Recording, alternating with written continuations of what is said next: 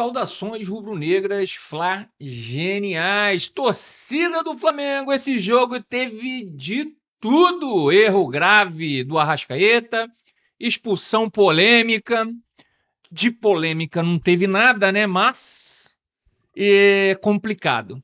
E mesmo com a menos, o Flamengo mostrou força para segurar o resultado, mas fica a pergunta, foi ponto ganho ou chance desperdiçada? Mas antes da gente falar sobre tudo isso, meu querido, deixe seu like, se inscreva no canal, seja um Fla genial, acione o sino da notificação e fique sabendo de tudo, mais querido, mais amado, o mais idolatrado Flamengo. Olha, o Flamengo saiu da Neoquímica Arena com um empate em 1-1, mas a sensação é aquela clássica do futebol, né? Podia ter sido muito mais. E tudo por causa de um lance. Um único lance, que mudou completamente o jogo, né? Aos 6 minutos do segundo tempo, o Flamengo tinha o jogo nas mãos, contra-ataque armado, Samuel Lino pronto para sair na cara, assim, cara a cara com o gol, pode-se dizer, com o goleiro. Era o segundo gol praticamente desenhado, né?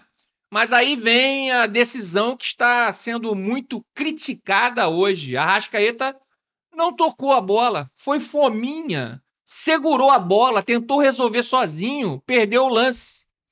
E aí, meus queridos, é o que era a chance de matar o jogo, virou um desastre completo. Na sequência, a bola sobra para Everton Araújo, entra forte, expulso. Ou seja, no lance em que o Flamengo podia fazer 2-1, ficou com 1 a menos. Verdade. Vou repetir isso aqui para ficar bem claro. Tá? No lance que o Flamengo podia fazer 2-1 no placar, ficou com 1 a menos. Esse é o tipo de erro que muda tudo, pessoal. Mais uma vez, o camisa 10 não resolveu. Erros de passe, tomada de decisão ruim e pouca participação efetiva. E justamente no momento mais importante, né, do jogo, tomou a decisão errada. Claro, não é só ele, tem vários elementos, vamos dizer assim, também, que conspiraram para isso. Mas quando o craque não decide, meu querido, pesa. E pesa muito. Pessoal, eu sei que o Arrascaeta precisa de tempo para chegar a 100% fisicamente, a gente já sabe disso, isso é claro para todo mundo, tá?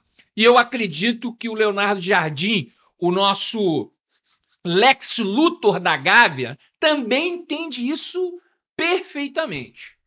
O próprio Felipe Luiz, que acabou saindo, sempre falou que para o Arrasca render no mais alto nível, ele precisa estar jogando, ganhando ritmo. E o Jardim parece seguir essa mesma linha, né? Apostar que com sequência ele vai retomar o melhor futebol, né? Só que o problema não é só físico, tá? Tecnicamente, a gente não está vendo evolução. E aí é que a coisa começa a preocupar. Já faz um tempo, pessoal. Um tempo, né?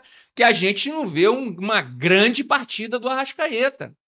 E hoje, em muitos momentos, na realidade, né, ele acaba prejudicando o time. Porque a bola chega nele e a jogada não tem continuidade. Não tem continuidade. E não estou falando aqui de passe, tá? De passe lateral. Passe lateral é obrigação do atleta profissional dar com qualidade. Eu estou falando que sempre foi o diferencial dele. Passes entre linhas, tá? Passe entre linhas, enfiada de bola, aquela que você pifa o jogador, né? Aquele último passe que deixa o companheiro na cara do gol, com a assinatura do Arrasca, com a chancela do Arrascaeta. E isso está cada vez mais raro de ver. Nessa jogada, ele faria de olhos fechados, tá? e deixaria o Lino na cara do gol. Mas a tomada de decisão, que faz parte da técnica, não funcionou como sempre funcionou. Agora, não estou dizendo aqui, pessoal, que ele tem que sair do time. Ele é craque, cara. Ele é craque. Craque, tá? Mas se continuar nesse nível, o Jardim não vai ter outra alternativa a não ser colocar o Arrasca no banco. E aí não adianta reclamar, galera. Não adianta reclamar. Se ele não performar, vai ter que sair. E nós, como torcedores, que gostamos do clube e não de jogadores ou técnicos, que a gente gosta do clube, né? Pelo menos eu faço a live para quem gosta do clube. Não é fã de ninguém, não tem jogador de estimação, não tem técnico de estimação, o que vale é o clube. Tá? Então, se não performar, pessoal, vai ter que sair e nós, como torcedores, temos que entender isso simples assim, tá? Agora, mesmo com esse erro, o Flamengo mostrou algo importante: força mental e organização.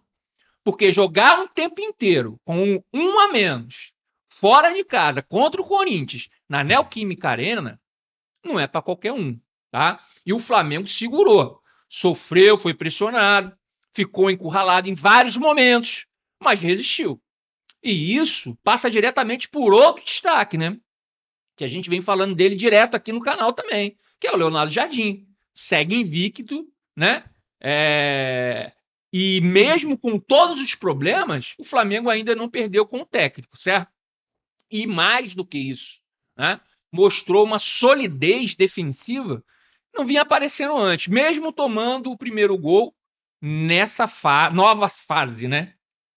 O time conseguiu se reorganizar e sobreviver. E vamos falar do jogo desde o início, porque o Flamengo começou muito bem, com apenas 2 minutos, erro da saída de bola do Corinthians, e aí jogada rápida, Pedro Paquetá finaliza com categoria gol. 1-0 Flamengo, parecia que seria uma noite tranquila, né? Mas nunca é tranquilo pro Flamengo, né? Mas aí começaram os problemas, né? O Corinthians cresceu no jogo e chegou ao empate com o Yuri Alberto, num lance que escancarou 2 falhas defensivas, né? Paquetá não acompanhou e Vitão perdeu a marcação. Resultado, tudo igual. E aqui tem outro ponto importante, né? Primeiro gol sofrido na era Jardim. Até então o Flamengo não tinha sido vazado, né? É lógico que também tem o fator, né?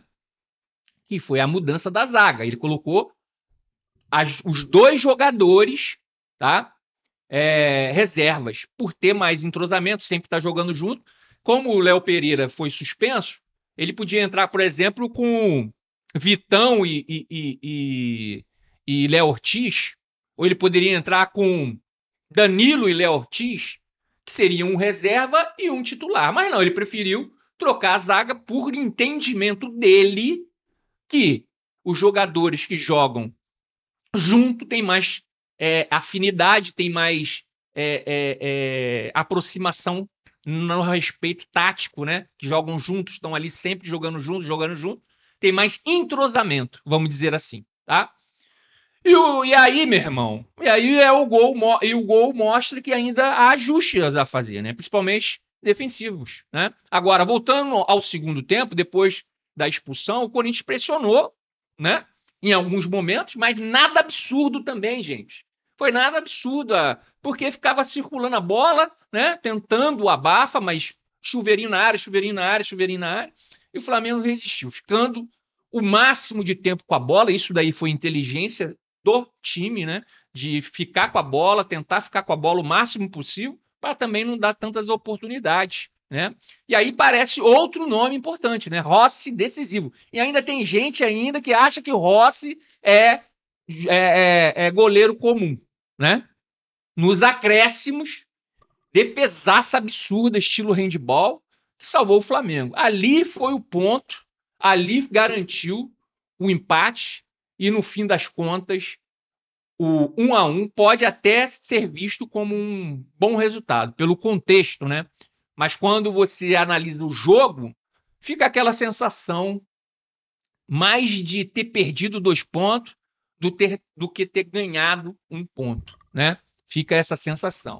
O Flamengo deixou escapar a vitória, essa é uma verdade. Não tem como a gente falar outra coisa. Eu acho também, eu vou falar um pouquinho agora do time, que o time ainda não se adaptou a essa movimentação, esse movimento de baixar as linhas, tá?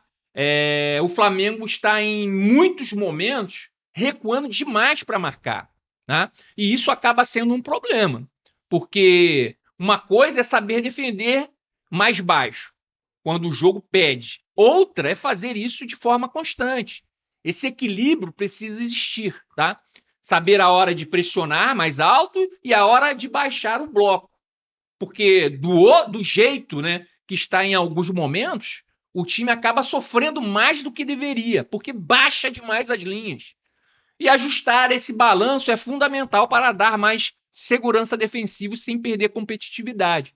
E mais do que isso, deixou escapar a vitória por erro próprio.